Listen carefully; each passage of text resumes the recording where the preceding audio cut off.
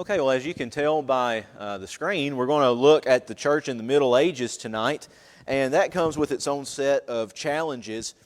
In particular, we've got about 45 minutes to cover 1,000 years.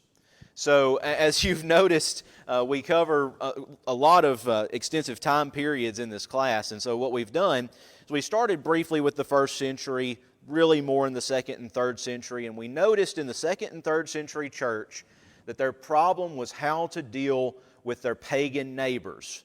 How do we deal with people who believe differently than us? How do we deal with oppressive governments? That was the problem of the second and third century. Then we moved to the fourth and fifth century, and the fourth and fifth centuries dealt with the problem of how do we deal with each other? How do we deal with problems within the church? And so we saw that with Constantine, the first Christian emperor, and the Council of Nicaea that was more descriptive than prescriptive, understanding what it is we believe and why we believe those things. Those are important things to know, what you believe and why you believe. When we transition then to the Middle Ages, and we'll talk here in just a minute about when that actually was, and people disagree about when that, the time frame for that, but it's roughly 1,000 years, and the issues in the church seem to be, how are we going to deal with these invading forces that come into our land? I think, just personally, as we look at the church in the Middle Ages and what they do, it's a great testament to what the church today should be doing. And the reality is, I'm not so sure that we see the church doing the things that it needs to do, particularly with foreign peoples coming into, call it, our demographic and our area. So I think we'll learn a lot from the church in the Middle Ages. So when were the Middle Ages? Well, that's a good question. It depends on when you want to start and when you want to finish. My general view is that it's roughly 1,000 years between 450 and 1450. That seems to be a good date from my perspective. Some scholars argue for 476. 476 was when the Roman Empire in the West fell. Now, on the next slide, we'll see the Roman Empire divided into two. It's one empire technically, but you have Rome in the west and Constantinople in the east. Constantinople, if you remember, was Byzantium that Constantine took over and named after himself, the humble man that he was, and made that the center of the Eastern Empire. So Rome falls in the west in 476, and so that period is often looked at as the Middle Ages. It's also called the medieval period. The word medieval is a compound Latin word, and it just means Middle Ages. So if you wonder, is it the medieval period, the Middle Ages, or the Dark Ages, they're all synonymous terms. They're called the Dark Ages first by a scholar in the Renaissance. And this scholar was looking back at this timeline of 1,000 years, and he said, this is a moment in our history when there were no advances in culture or science. Now think about that. We live in a very advanced world. We have all new technologies coming out, one right after the other. Just as soon as you buy the latest iPhone, you're out of date 3 weeks later, right? We live in that kind of society. I've told you in class before, and I will probably say it again because it's true, the only time the church has been ahead of the scientific curve is with the invention of the codex, the invention of the book. The church invented the book.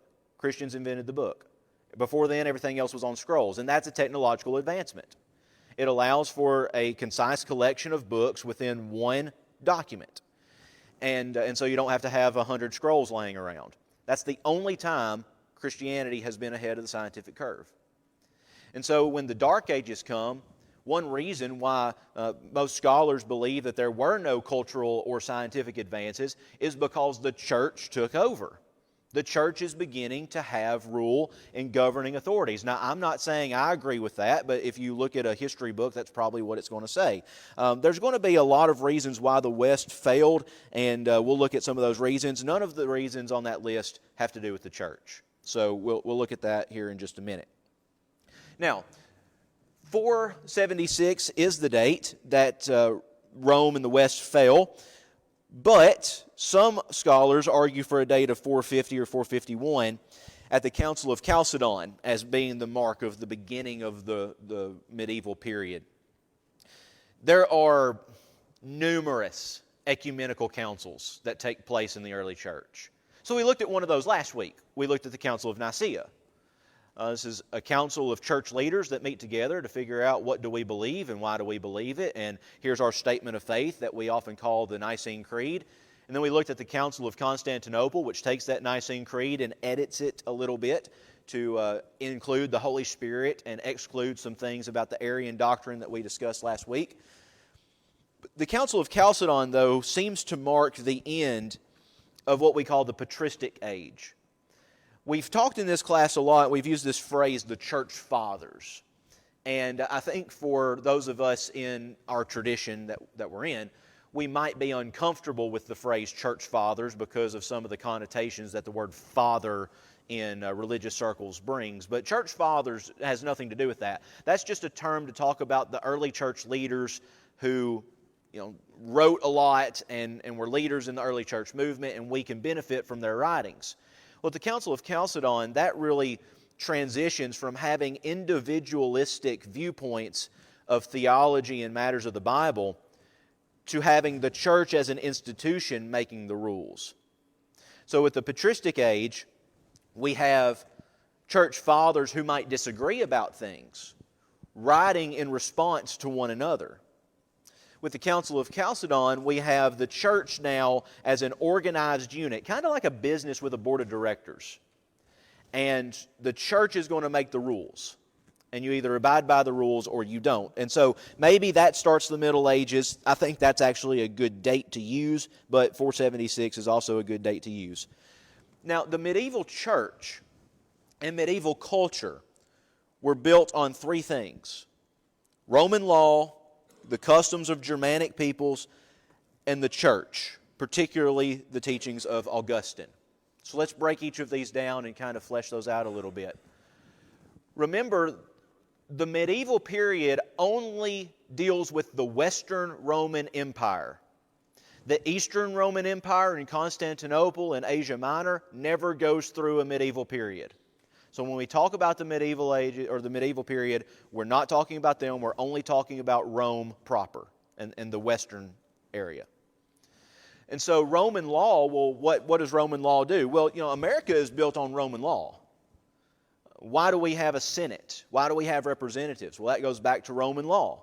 Why do we have a president or an executive branch? That goes back to Roman law. And other laws of our country go back to Roman law as well.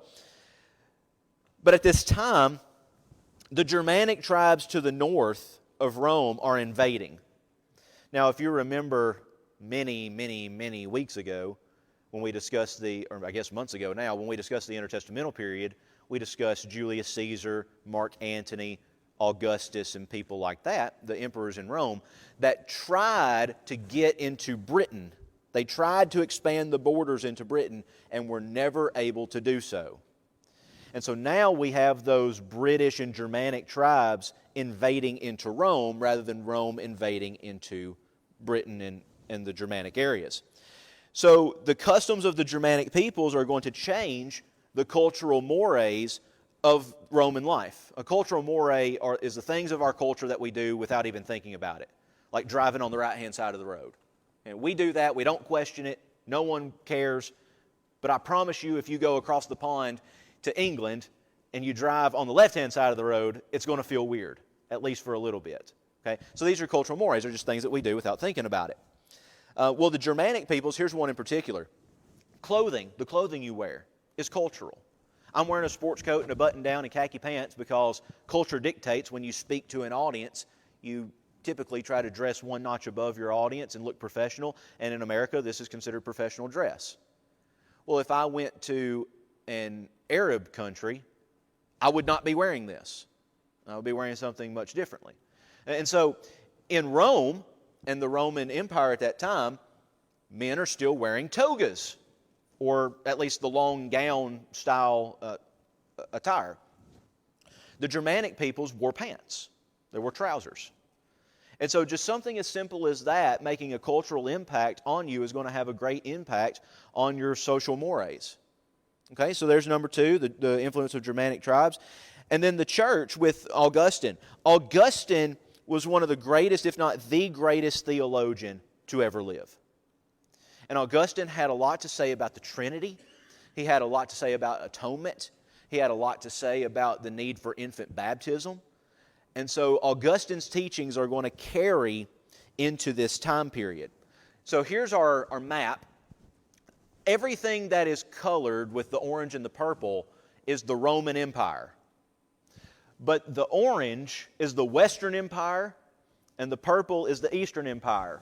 Here we have the capital city of Rome, but we're reaching all the way up into the British Isles and Paris and the France area. And then in the Eastern Empire, we have Constantinople, which is the capital city, and that encompasses all of Asia Minor, as you see here, Thessalonica, Pergamum, Ephesus, and all of Greece. So we have that divide. The Eastern Empire does not go through a medieval period, only the Western Empire. So hopefully that's helpful to you in understanding where and what we're talking about. And so the question then for us might be, if the medieval period starts with the failure of the Roman Empire, why did the Roman Empire fail?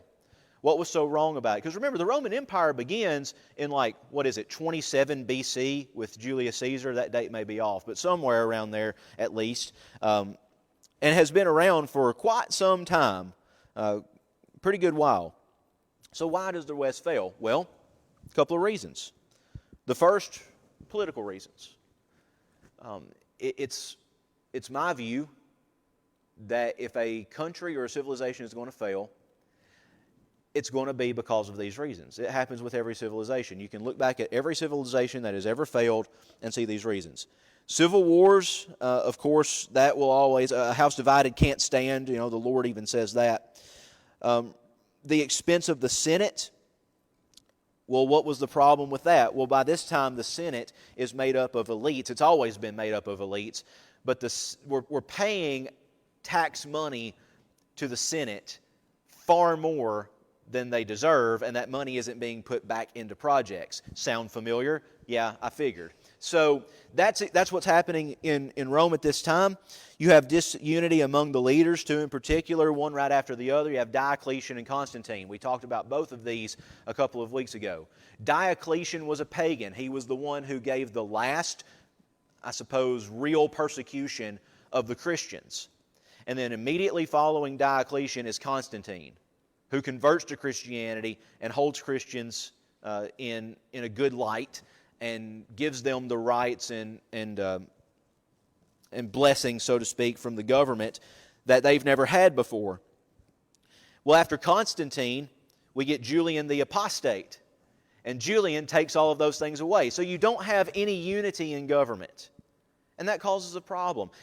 We deal with the same stuff today. We get a president for 4 years. President makes certain rules and regulations and laws, and then that president gets out, and then the next president comes in, and the first 2 years of that presidency is undoing everything the first president did. And at times that may be necessary, and at times it may not be necessary, but that's what's happening in Rome. You get an emperor that does something, and then you get another emperor that does the exact opposite. Second reason are economic reasons. Failure of industry, the decline of trade. When you put stipulations on people for how they can make their living, and you raise taxes to an unpayable amount, industry and economy is going to fall. And that's exactly what happens in Rome. The people just simply can't make it on what the government is doing by oppressing them.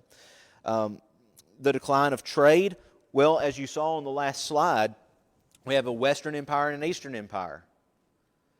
It's not easy to make trade across empirical borders. You have to go through all kinds of hoops in order to make trade, and commodities are lessened. It's a difficult time in the Roman world economically. Social reasons. This may sound weird to you, and it did to me too until I did a little bit more digging on this, that the higher classes were overwhelmed by the illiterate masses. And so when you put it that way, it makes it sound like the blame is on the general public. than it is on the higher-ups. Now, why might that be? Well, remember, we're dealing with an illiterate world. Most people cannot read. When you go on a mission trip to a low-income area, or let's say when a government puts in place a program in a low-income area, even in America, what is one of the first things that you want to do with the people there? One of the first things you do in a government program is you teach them to read. Right? You have night classes, education classes, where you're teaching people to read. One of the most effective mission strategies in today's time is what the church is doing in China. It's illegal to be a Christian in China, but the church is sending teachers over there to teach English using the Bible as a textbook. Okay? So teach people to read, and you spread the message. What happens when you teach people to read? People develop the ability to think for themselves.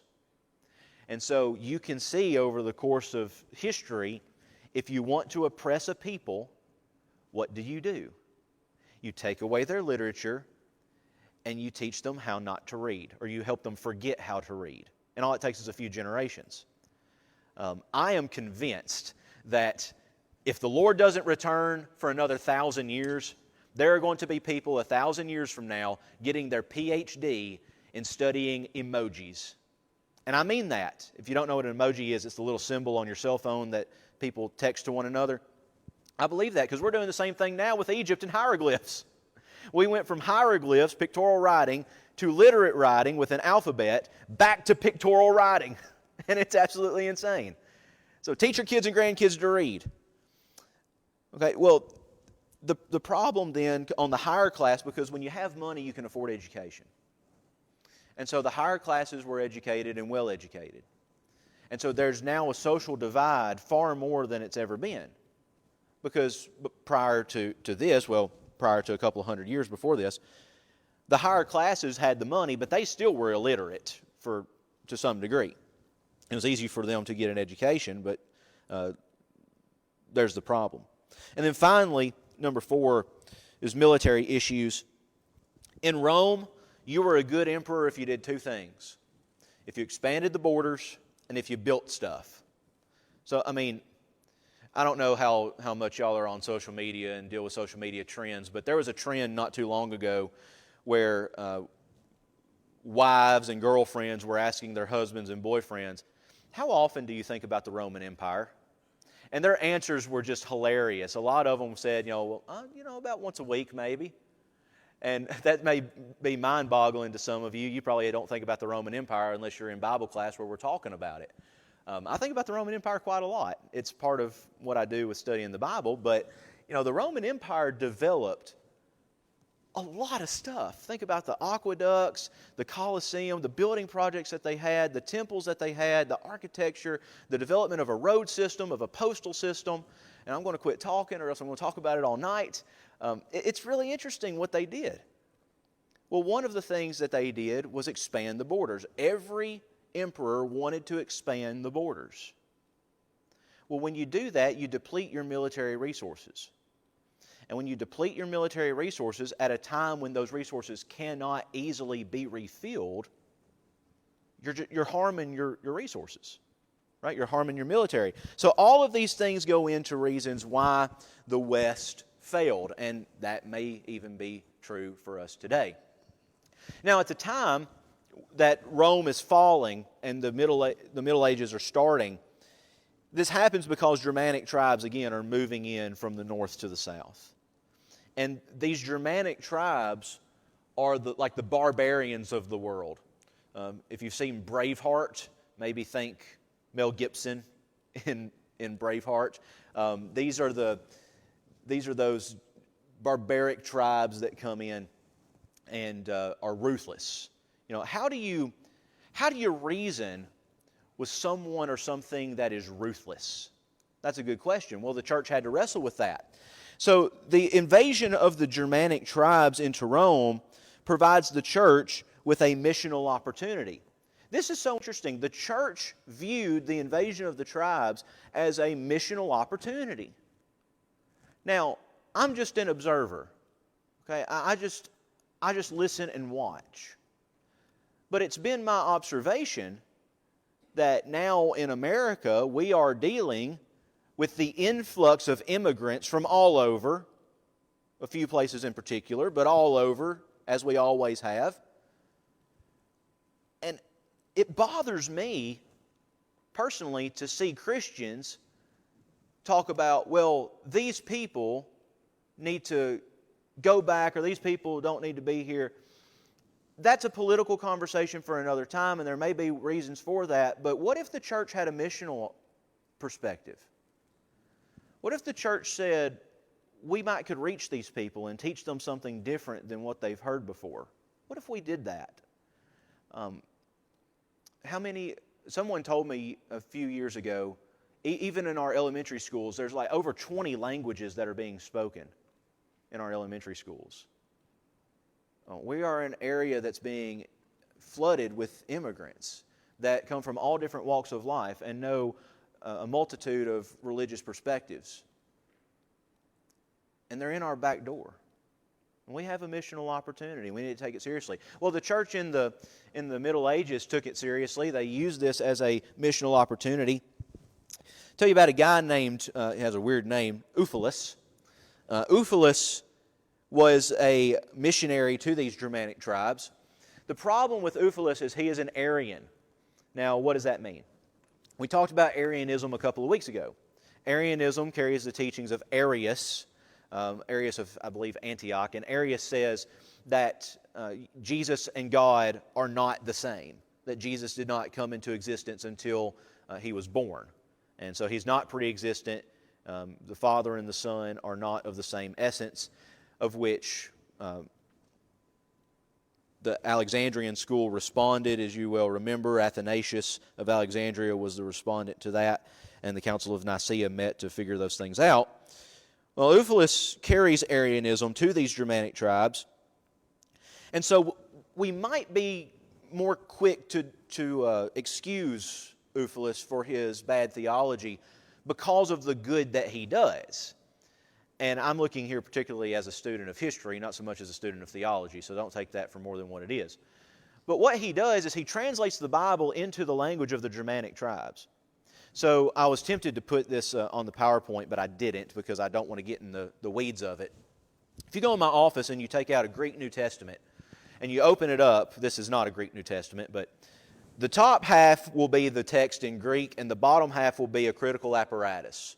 That critical apparatus shows all the ancient manuscripts that have certain wordings in the text and then other manuscripts that differ in that wording.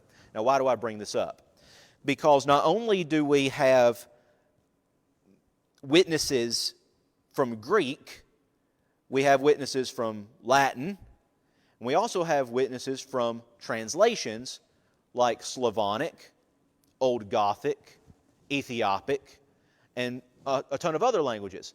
This is one of them. This would have been translated into Old Gothic. Okay? So what does that do? That gives another witness for the text of Scripture to see how Scripture was being passed down over the generations. At times that's really good. At times it's not so good. It's also the case that one of the best things we can do as missionaries is put the Bible in the language of the people. This English Bible that I have with me tonight did not fall from heaven in a golden parachute in English. And in a couple of weeks, we will look at how we got the English Bible, particularly with a man named William Tyndale. And his story is absolutely incredible, and I can't wait to share it with you. But our Bible is a translation, and we have multiple translations. I bet we have at least 5, if not more, maybe 10 translations of the English Bible in this room tonight. That's powerful. Someone along the way decided that in order for people to believe the Bible, it needs to be readable in their language. And so what happens now with missionaries who go in the deepest, darkest jungles of Africa and meet these tribes, these Stone Age tribes who have a language but don't have a written language, they learn the language and translate the Scriptures into their language. That is a great missional opportunity, and that's what Ulfilas does. He translates the Bible into the language of the Germanic tribes. And what he does to teach them is he does what every missionary should do. He starts where they are with what they know and builds on that. That is what every missionary needs to do. That's what every Christian needs to do. It is very tempting for us, especially in our tradition, to want to fight with people about our differences and to say, I'm right about this and here's why. But when you start on a common ground, start on the same foundation, you can build, and then when you come to those differences, you've got a foundation on which you can work. So these Germanic tribes believe in Norse mythology. Thor, Odin, those type of things. Y'all watch the Avengers movies? Same characters. So in Norse mythology, Odin is like Zeus. He's the king of the gods. He's the god par excellence. He's like the big guy. And then Thor is his son. And Thor does the bidding of Odin. Odin tells Thor what to do. Thor goes through all these challenges to prove himself. And eventually Thor comes out worthy. And so Ulfilas looks at this and he says, you know what? That sounds an awful lot like what God and Jesus do. Now remember, he's an Arian, so he believes differently about Jesus than what we would believe. But he uses that as an illustration. You know, Jesus does that. The word parable literally means to lay alongside of. And it's simply taking something that you know and using that to teach you something that you don't know. Well, that's what Ulfilas does. That's what Ron and I do when we stand up here for the first 5 minutes of a sermon and tell you a story. We want to take something that you know and hopefully teach you something that you don't know. That's what Ulfilas does. So he starts where they are, and that's exactly what we need to do if we are going to reach people. So the Germanic tribes convert. And this is interesting. You know, you would think that they wouldn't convert, that they would be pretty tied to their paganism. But they do convert, some reluctantly, but they do. What they don't have, though, are religious communities. So let's use Salem Creek as an example. We're here tonight at Salem Creek, studying about church history with brothers and sisters in Christ. We're a congregation of God's people. We know that this is a faith community. But Walmart, across the street, neighborhood in the back, that's not part of our religious community. Our religious community is here. Okay? In the Germanic tribes, the entire village was the faith community. You don't have church over here and then community over here. Everything was together as a faith community. You don't really have church buildings in the Germanic tribes, but what you do have are ritualistic acts and ritualistic places for which Christianity is well known at this time, and you all are no stranger to that, that the ritual side is more valuable than the moral in their minds. And I think that's true of us today, unfortunately. You know, you got to make sure you're at church Sunday morning, Bible class Sunday night and Wednesday night, and if you punch your time card, you're good. No. Coming to church is important, and it's vital, and it's necessary, and I highly recommend you be here. But living the Christian life on Monday, or Friday night, or Saturday, that's what is important. Jesus said, if you love me, you'll keep my commandments. So keeping the commandments has more to do with just showing up on Sunday morning, Sunday night, Wednesday night. So we put a lot of weight and value on the ritual of things rather than the daily living of things. Well, they did the same thing. And I think that's really evident in the Germanic tribes where you have people going to, again, the Catholicism is taking off at this point. And you have people going to confession and buying relics and doing ritualistic things like that, baptizing babies and so on and so forth. And then the next day, all the men go out and plunder a village and kill everybody. Okay, well, that's a problem. So, at this time, too, among the Germanic tribes, saints become really important. To this point, saints have been viewed as models for faith. Well, that should be the same and true for all of us. You know, saints are just anyone who's in the church. Right? Paul addresses his letters to the saints at Corinth, to the saints at Ephesus. It comes from the Greek word that means holy ones. You're separated, set apart, sanctified. That's what saints means. And so I look to saints as a model for faith. I look to older Christians as a model for faith. I look at people who have passed away. I look at figures in church history as models for faith. And I know that you all do the same. The transition here is that we're no longer looking at people as models, but instead we're looking at people as helpers. And so now we're starting to pray to the saints, and we're starting to worship the saints. And of course, that is a huge problem for what the Bible has to say about the place of human beings, no matter how pious. Right? So there's another transition.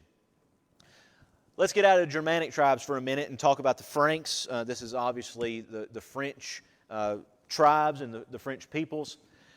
The Franks are interesting because they avoided Christianity during the early church. Now remember, the early church spread over the first 500 years and spread rapidly, especially at the end there with Constantine. The Christianity spread like crazy. But the Frankish tribes rejected and avoided Christianity until the conversion of their king Clovis. And Clovis is an interesting figure. I want to tell you one really interesting story about him before his conversion, but at any rate, they were pagan and then converted to Catholicism. Notice here, capital C, Catholicism, under their king Clovis. So Clovis became a Christian. He became a Christian somewhat reluctantly. He had a similar feat that happened to Constantine. So Clovis is out in battle, he's losing, and he decides he's going to pray to the Christian God. He does, and he eventually wins the battle. And so because he prayed to the Christian God, now he's going to become a Christian. That's his sort of conversion story.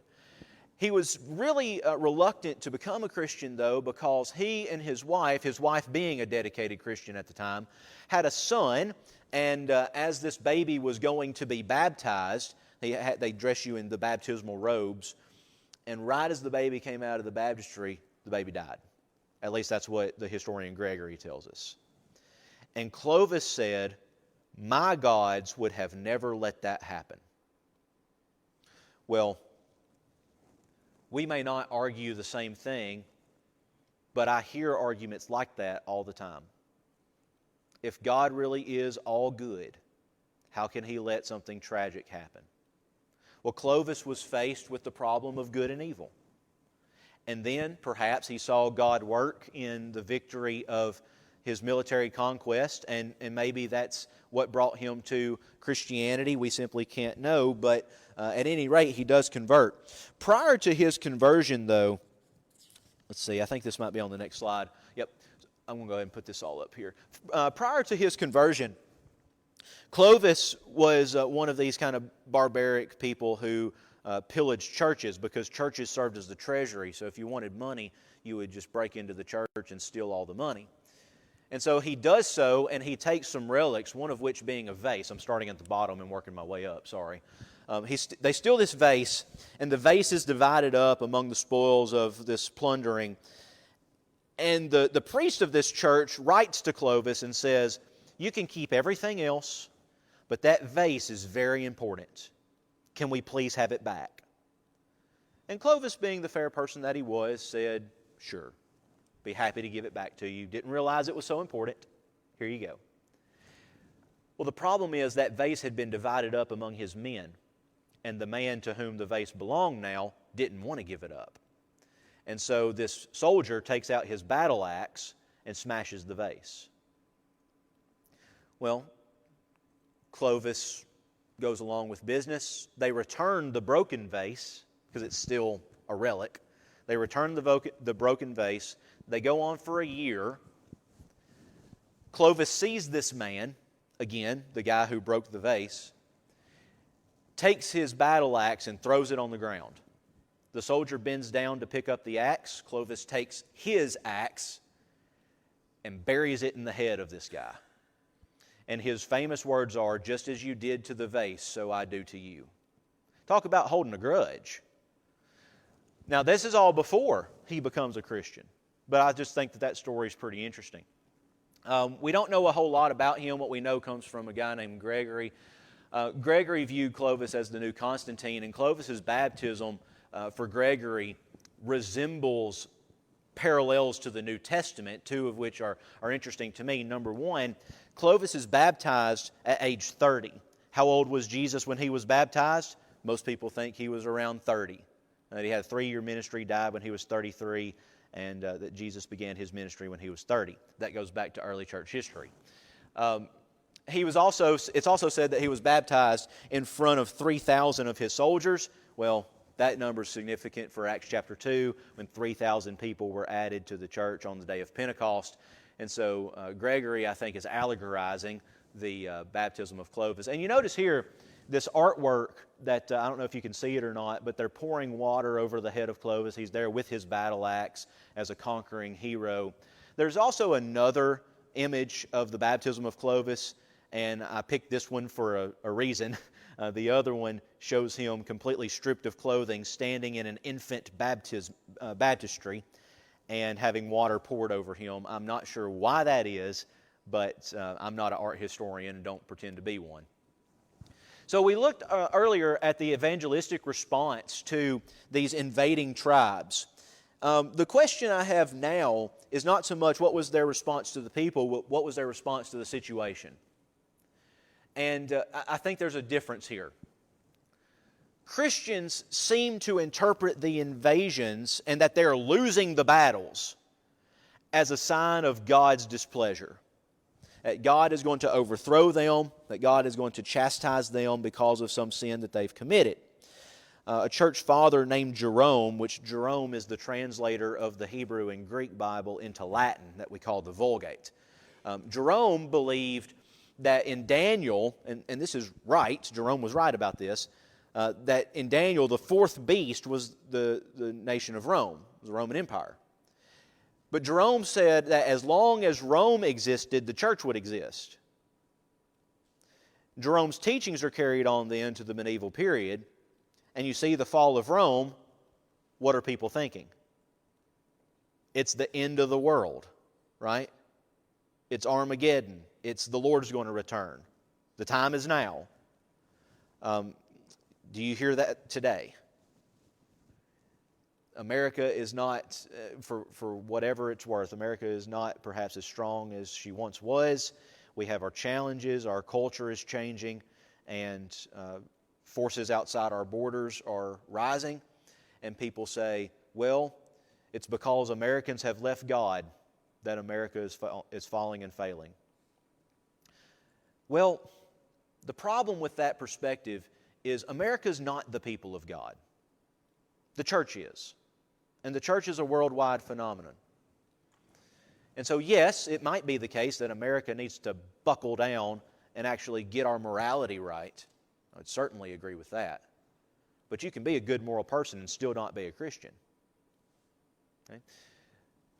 So, I see a lot of similarities between the Christian response to culture today and the medieval period's response to the invasion of these Germanic tribes and these barbarians.